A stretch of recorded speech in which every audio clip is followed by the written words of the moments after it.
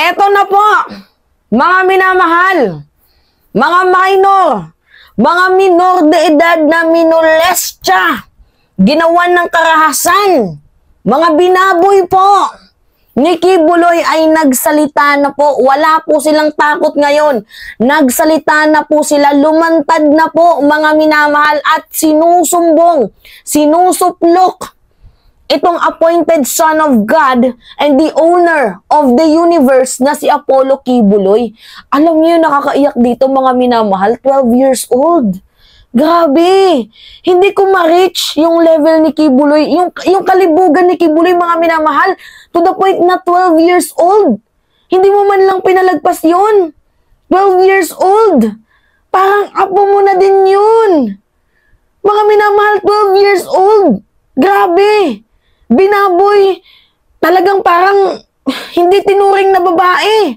Actually, maganda rin to na lumantad kung sino pa man yung mga babae na biniktima na noon ay takot magsalita, kinikimkim, kasi alam naman natin, mga minamahal, yung trauma.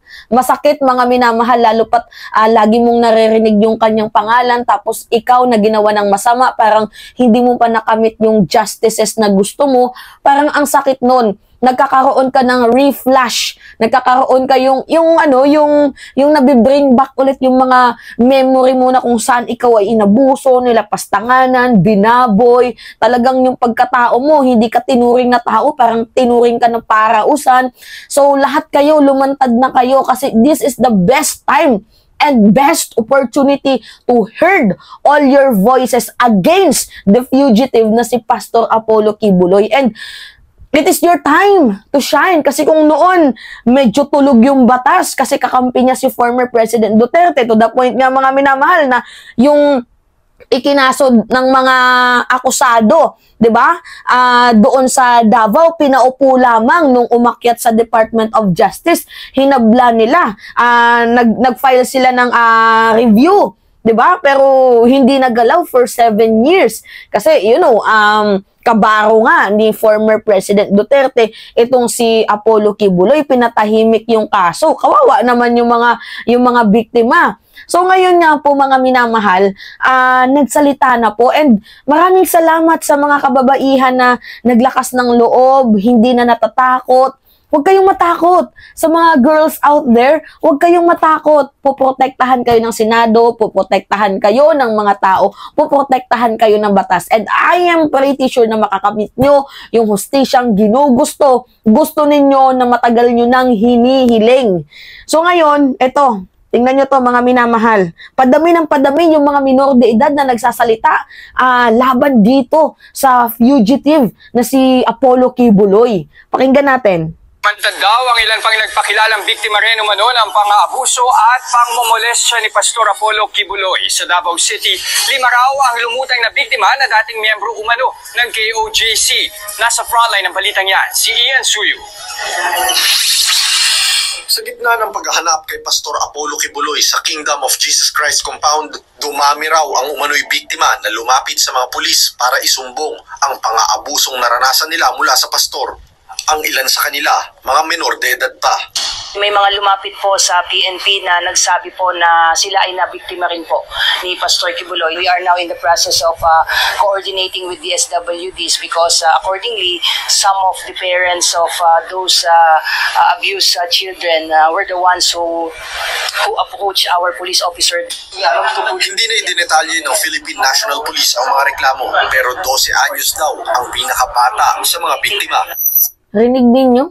12 years old yung pinakabata sa mga biniktima ni Apollo Kibuloy. Sakit nun, mga minamahal, kung ikaw yung magulang, tas mahal na mahal mo yung anak mo, kasi ang akala mo mapapaganda yung buhay niya, ang akala mo tutulungan kayo, tapos maririnig mo inaabuso, minumolestya bilang isang magulang. Mga minamahal, napakasakit no, na ganun ang gagawin sa anak mo. Ako nga, mga minamahal, even na wala akong papa, pero yung mama ko overprotective sa akin. Sobra.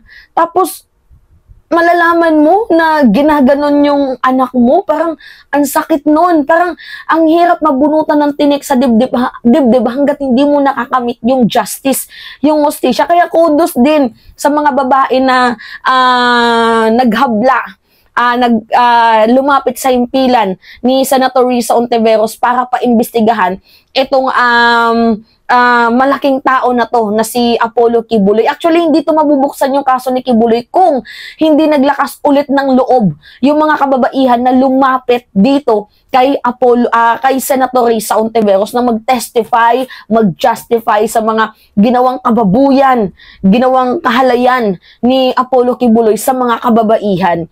So, buti na lang po, hindi sumuko. Although noon kasi, lumalapit na sila, pero lagi silang hindi pinapansin, mga minamahal. Pero buti nga ngayon ay pinansin po sila. At salamat kay Senator Risa Ontiveros na patuloy niyong tinulungan hanggang sa dulo, hanggang sa umabot na sa punto na ito na. Di ba nakulong na? Kaya malaking salamat Senator Risa Ontiveros sa pagpapahalaga sa boses ng mga kababaihan. So anyway, continue tayo sa ginawang kahalayan ni Kibuloy. Mantad daw ang ilan pang nagpakilala. Wala. Hindi na idinetalye ng Philippine National Police ang mga reklamo, pero 12 anyos daw ang pinakabata sa mga biktima. Ayon kay PNP Chief Police General Romel Marbil, galing sa tinatawag na inner circle pastorals ang ilan sa kanila, na kadalasan ay babaeng minor de edad. Nako. Inilahad umano ng mga biktima ang kanilang karanasan na nagpapakita raw ng nakababahalang pagmamanipula at pang-aabuso ni Kibuloy. Dagdag pa, Yung panakot dyan ni Kibuloy, mga minamahal, yung angels of death. Kapag pumalag sila, kukunin sila ng angels of death. Mamamatay sila. Yan yung panakot ni Kibuloy, yung angels of death. So ngayon, magdasal ka sa angels of death mo dyan sa sa RTC, sa Pasig, na isalba ka ng angels of death mo. 'Di ba? Grabe pag mamanipulate yan ni Kibuloy, ang baboy, no? O, continue. ni Marbil, simula pa lang ito ng pangangalap nila ng mga ebidensya para masigurong matibay ang mga kaso laban sa pastor.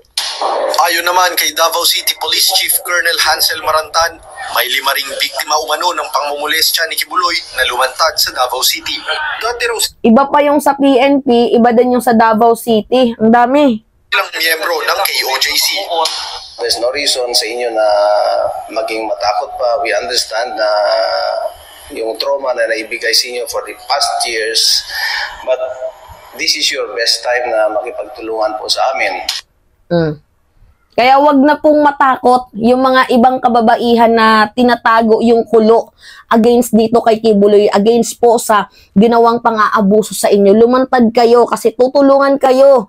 Kasi yung boses ninyo, pag pinagsama-sama yan, malaki yan. So, kailangan lumantad kayo kung sino pa man, nananawagan ako, huwag kayong matakot kasi poprotektahan naman kayo ng ating batas. Although, medyo mahirap to kasi malaki yung kinakalaban nyo, pero mga minamahal, nasa kulungan na.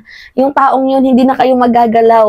At saka naka-freeze po lahat ng asset niya, lahat ng mga ari-arian niya. Kung kaya't, di ba, mga minamahal, ito po yung malaking pagkakataon at malaking tsansa nyo na isuplong itong si Pastor Fugitive Apollo Kibuloy. So anyway, yun lamang po mga minamahal. It's me again, si Mima Alicia nyo, at nagbabalik ulit para sa ating panibagong video. Maraming salamat mga kababayan.